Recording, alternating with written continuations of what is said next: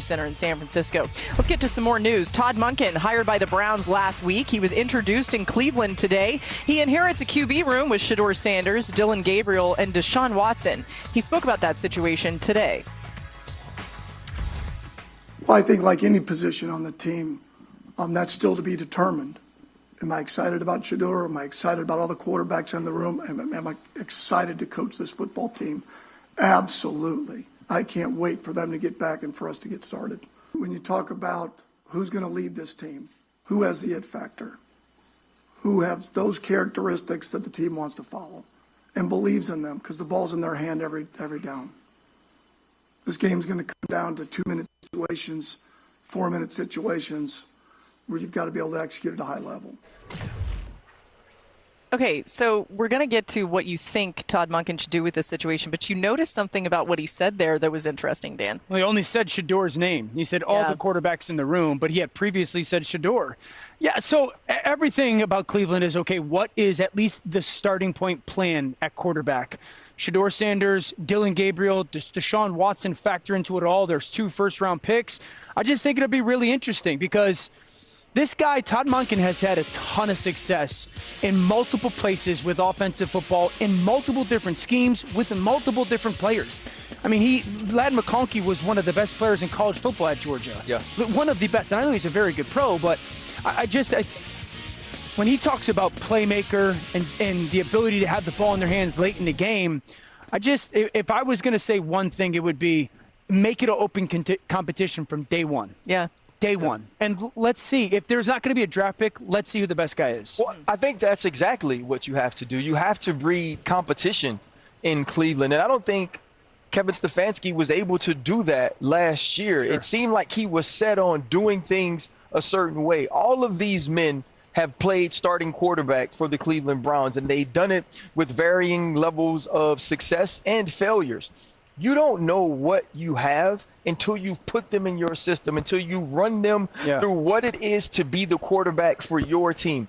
And you know you won't have necessarily the skilled players and players you need around them early, but if you find that guy, you can now build a team that needs to be built up from a roster standpoint in so many other places. Yeah, I think it'll be interesting because the draft is late April. This team will probably get started with their offseason stuff sometime third week of March or something like that.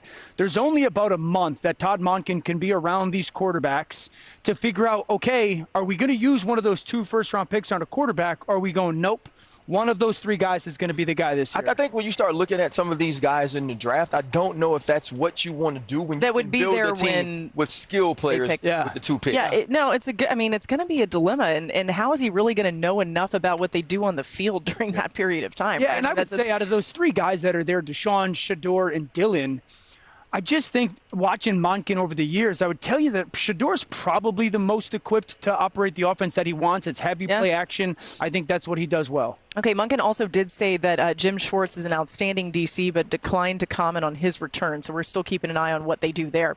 How about this? The Cardinals introducing Mike LaFleur as their new head coach, and that quarterback situation, really interesting. They're trying to sort it all out, right? Kyler Murray still under contract, but there are questions about his future. As we know, LaFleur addressed that today. Being in this division for 7 years, it was never fun. You know, I have a lot of respect, for him as a player. I know he got drafted in help me out there, is it 18 or 2019. So obviously those first 2 years, but again, having the 5 years having to go against him, a lot of respect for him as a player, and he was never a fun challenge to go against. Peter Schrager joining us here. He'll be with us on NFL Live throughout the week as well. And Peter, what context can you add on Kyler Murray's situation going forward? Because that's the question everybody wants answered here. How about that haircut on Mike LaFleur? Woo! Make a statement. Dialing. Good. That's a new do. It. Kyler Murray is such an interesting one because the contract is there, and in 40 days, he'll get $20 million guaranteed if he's still on the roster. If they cut him in the next 40 days, they don't have to pay that and they can move on. Is that enough where you say, I want to wait and see and get through free agency and get through the draft process and see if there's anyone else out there. Truth of the matter is, Mike LaFleur said it. He's been in this conference, for this division, for 7 years, going from the Niners, of course, went to the Jets for a little bit, then back with the Rams. If anybody knows how dangerous Kyler is and what he thinks of Kyler, it is him. He's done the work on him. They're not going to give anything in an opening press conference, but I can tell you this. There is no sure thing that Kyler's out. They hired Mike LaFleur. During those interviews with those coaches, and I talked to several different candidates who met with the Cardinals, they asked the Kyler question, and from what I gather, Mike LaFleur is not shutting the door on bringing Kyler back. I think that makes sense because it's not an easy decision. To your point, they can cut him, but they would be taking a big cap hit, and there aren't that many quarterback options. It's hard for me to easily imagine them making a choice. I do think a trade would be more attractive to them if that's in the offing, so this could be them like kind of putting out feelers and waiting and seeing. I don't know what they should do at quarterback, but I do know this. I'm not surprised that they went in the NFC West for their head coaching hire, given how strong the coaches are on these teams, how successful that they've been.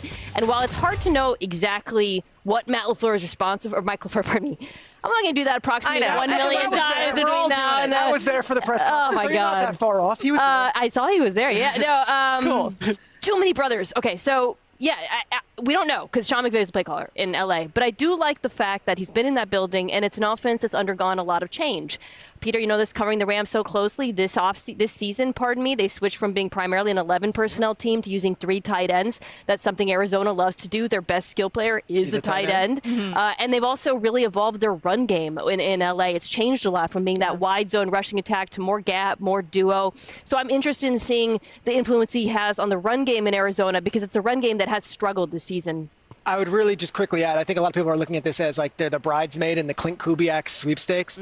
They really liked Mike LaFleur. Clint Kubiak did go on to be the coach of the Raiders, but this does not feel like this is, oh, shucks, we didn't get Clint Kubiak. They were excited about LaFleur as well. Hey, speaking of those brothers, these guys now, Mike and Matt, will be the 4th pair of brothers to serve as NFL head coaches. So it's running in the family. Too many Mikes, too many Matts.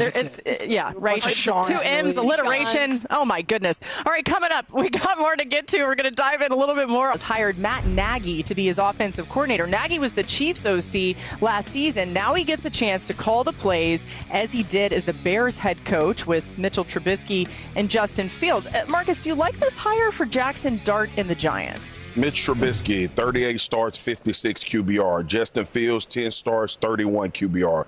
Nick Foles, 8 starts, 38 QBR. Andy Dalton, 6 starts, 39 QBR.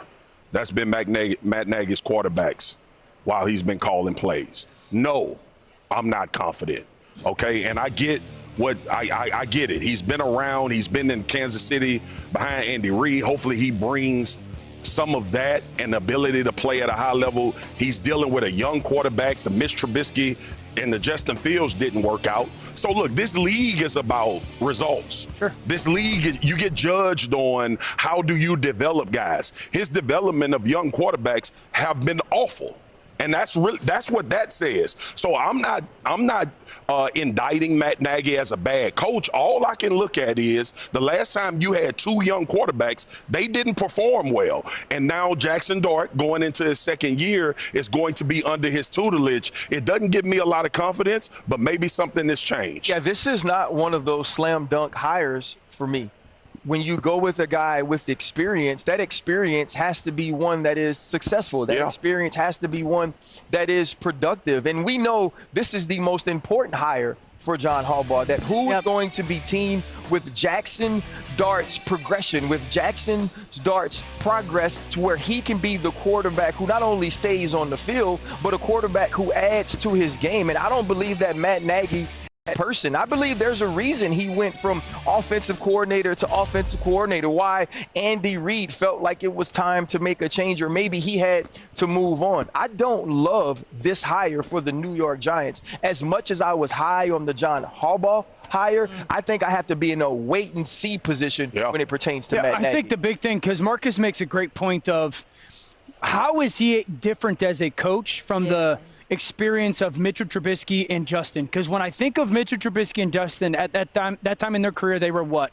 Young, talented, athletic, playmakers. How would we describe Jackson Dart right now? Same way. Yeah, right? And so the development of those 2 young quarterbacks didn't happen.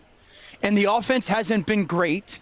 So what's different? Like, what has Matt Nagy learned from his experience since then that maybe he wishes he did differently? Because those guys, Mitchell Trubisky and Justin, never struggled with physical ability and talent. They just never developed into quarterbacks. Like the ability to consistently play the quarterback spot rather than the playmaker spot. How does that change? I'll focus on the last 2 years in Kansas City, right? It's always hard to know how much to take from Andy Reid because he's the play caller. What did Matt Nagy learn there? What can he bring with him to New York? And I think there's a lot in the passing game in terms of the way Kansas City used motion, formation to get guys open without the greatest group of skill players at that time. RPOs is going to be a big part of that. Was a big part in Kansas City. It'll be a big part of the offense in New York. I think the one thing, though, you'd really like to see that's different from Kansas City is the run game in Kansas City really just stems from the pass. It's just an extension of that, right? And Patrick has to make so many of those choices. A lot of them are tagged to RPOs. I don't think that's how you can do things in New York. You want this offense with Jackson Dart. I wouldn't say run first because that's kind of a archaic way of looking at it, but that should be the strength of this football team. So I think for Matt Nagy, that's the challenge here. You didn't run the ball well in Kansas City. New York, you've got challenges. You've got good backs. You've got some pieces. You've got a dual-threat quarterback. You got to figure out how to run the football. I would love to see some of the things you see from Matt LaFleur in the run game, some of the creativity and also the versatility that you see in Green Bay, be some things you could try to implement in New York. I know it doesn't necessarily work like that, but Mina pointed to the creativity, the motion, and the movement of the pass game. I think some of that in the run game, especially with the Jackson Dart, who has talent. But, y'all, the reality is this, right? The X's and O's are the X's and O's. We all look at game and we divulge in film all season long. We can tell if you're calling plays like ass. We know that you don't have a system and a scheme that should be conducive to somebody having success. I literally focused on the development of young quarterbacks because that's the situation he walking in. Jackson Dart has to be a better quarterback this year than he was last year, and that's how he'll be judged. If his feet, it's everything about his feet. If they can't fix and consistently get his feet, I don't care what plays you're calling. It's not gonna become what it should be. Yeah, and based on what happened last season, the last couple seasons, like Mina was pointing out, the Chiefs ranked 20th in total offense, 21st in scoring this season. Some of that had to do with their personnel, but you do have to look at it as some sort of indicator of what we might see. All right, coming up next, we've got a lot more coming.